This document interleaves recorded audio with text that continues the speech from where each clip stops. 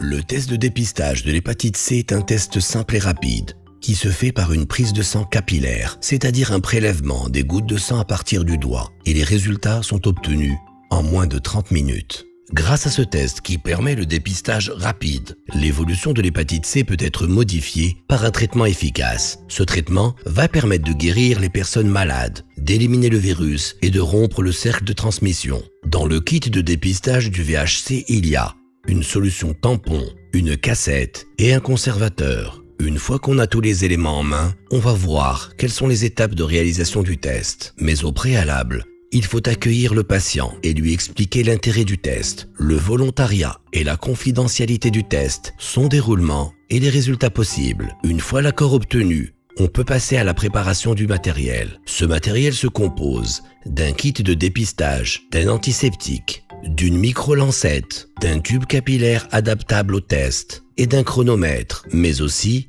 du matériel pour l'élimination des déchets, c'est-à-dire un conteneur pour recueillir l'autopiqueur après utilisation, un sac et une poubelle pour recueillir les autres composantes du kit.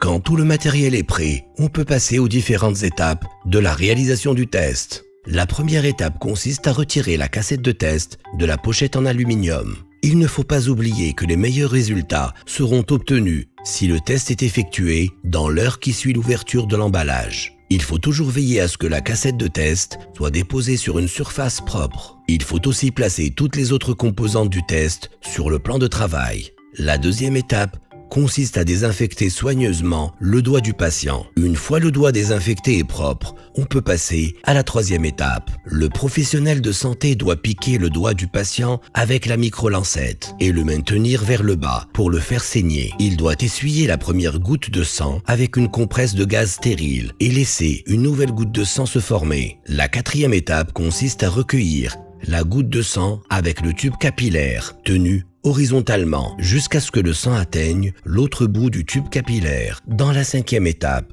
le professionnel de santé doit vider le contenu du tube dans la zone de dépôt de sang. Une fois que le sang est déposé sur la cassette, le professionnel de santé peut passer à la sixième étape qui consiste à déposer 2 gouttes de la solution tampon dans la zone de dépôt du diluant D et attendre 15 minutes avant la lecture. Après ce laps de temps, le professionnel de santé doit attendre que là où les lignes rouges apparaissent. Mais attention, le timing est important. Le résultat doit être lu à 15 minutes et ne jamais interprété après 20 minutes. La septième étape est celle de la lecture du résultat. S'il y a un seul trait rouge en face de la lettre C, contrôle, cela veut dire que le résultat de test de dépistage est négatif. La personne n'est pas porteuse d'anticorps anti-hépatite C et elle n'a jamais été infectée par ce virus. En règle générale, on ne procède ensuite à aucun autre test, sauf s'il y a une notion d'exposition au risque dans les derniers jours ou semaines. Par contre, si la cassette présente 2 traits rouges ou un trait rouge et un trait rose, cela veut dire que le test de détection des anticorps est positif. La personne est porteuse d'anticorps anti-hépatite C, ce qui signifie qu'elle a déjà contracté le virus de l'hépatite C dans le passé. Autrement dit, on peut être porteur d'anticorps anti-hépatite C même si on a éliminé spontanément le virus dans le passé ou qu'on a été traité et guéri. Enfin, si la cassette présente un seul trait rose en face de la lettre T ou pas de trait du tout, cela veut dire que le test est non valide et doit être refait. Si le test est positif, un test de confirmation par PCR est nécessaire. Ce test de confirmation va nous permettre de déceler le matériel génétique du virus et de déterminer si une personne est infectée par une hépatite C chronique et nécessite un traitement. Seul le respect de ce process d'utilisation du kit de dépistage et de la chronologie de ces différentes étapes permettent de garantir une réalisation optimale